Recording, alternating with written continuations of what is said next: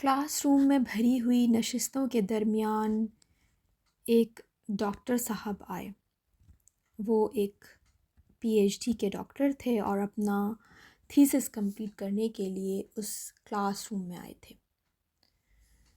Doctor صاحب نے ایک چیلنجنگ سوال پیش کیا اور مسکراہٹ کے ساتھ کہا، کیا اللہ نے وہ سب کچھ پیدا کیا ہے جو موجود ہے؟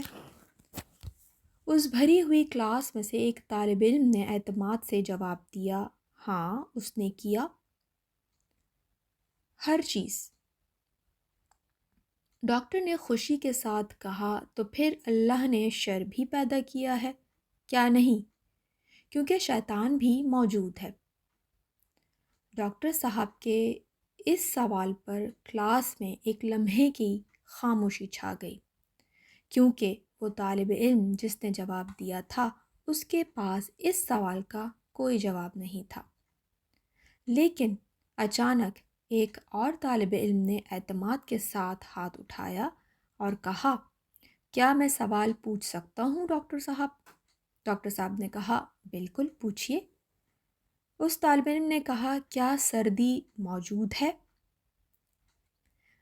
یقیناً آپ نے کبھی سردی محسوس نہیں کی۔ طالب علم نے مسکراتے ہوئے کہا، در حقیقت سردی موجود نہیں ہے۔ فزکس کے مطابق سردی دراصل حرارت کا نہ ہونا ہے۔ ہم نے سردی کا لفظ اس لیے ایجاد کیا ہے تاکہ ہم حرارت کی کمی کو بیان کر سکیں۔ پھر طالب علم نے سوال کیا، اور آپ کے خیال میں کیا تاریکی موجود ہے؟ ڈاکٹر صاحب نے تھوڑا سا بے چین ہو کر پوچھا، یہ موجود ہے۔ طالب علم پھر مسکرا کر کہا، دوبارہ آپ غلط ہیں، تاریکی بھی موجود نہیں ہے۔ تاریکی دراصل روشنی کا نہ ہونا ہے۔ ہم نے تاریکی کا لفظ اس لیے استعمال کیا تاکہ روشنی کی کمی کو بیان کیا جا سکے۔ پھر طالب علم نے اپنا آخری سوال کیا،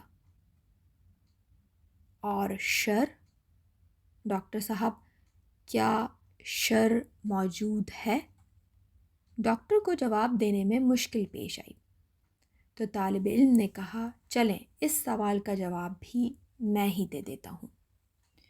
اور طالب علم نے سنجیدگی سے کہا، اللہ نے شر پیدا نہیں کیا۔ شر دراصل اللہ کا دلوں سے غائب ہونا ہے۔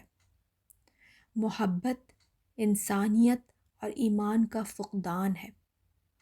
محبت اور ایمان بالکل حرارت اور روشنی کی طرح ہیں۔ جب یہ موجود ہوں تو زندگی روشن ہوتی ہے، اور جب یہ غائب ہو جائیں تو زندگی تاریک ہو جاتی ہے۔ طالب علم کی یہ بات سن کر کلاس روم میں ایک گہری خاموشی چھا گئی، اور ڈاکٹر نے اس مشکل سوال کے سامنے ہار مانتے ہوئے معذرت کا اظہار کیا۔ ہمیں یہ سمجھنا چاہیے کہ شر دراصل اچھائی کا نہ ہونا ہے، اور ایمان وہ روشنی ہے جو ہماری زندگی کو روشن کرتی ہے۔ شر وہیں ہوگا جہاں اچھائی نہیں ہوگی۔ اگر اچھائی ہوگی تو شر نہیں ہوگا، نیکی ہوگی تو برائی نہیں ہوگی۔ اسی لیے ہمیں نیکی، اچھائی اور بھلائی کو عام کرنا چاہیے تاکہ شر وہاں سے ہمیشہ ہمیشہ کے لیے ختم ہو جائے۔ نیک بات پھیلانا چاہیے، اچھی بات کرنی چاہیے اور بھلی بات کرنی چاہیے، تاکہ بری بات، شر پسند بات موجود ہی نہ ہو۔ اللہ تعالیٰ ہمیں نیک، سیدھی، سچی راہ پر چلنے والا بنا دے، اور ہمیں ان لوگوں کی فہرست میں شامل فرما دے جس پر اس نے انعام رکھا ہے۔ ہمیں ہمارے والدین کے لیے صدقہ جاریہ بنا دے اور ہماری اولاد کو ہمارے لیے صدقہ جاریہ بنا دے۔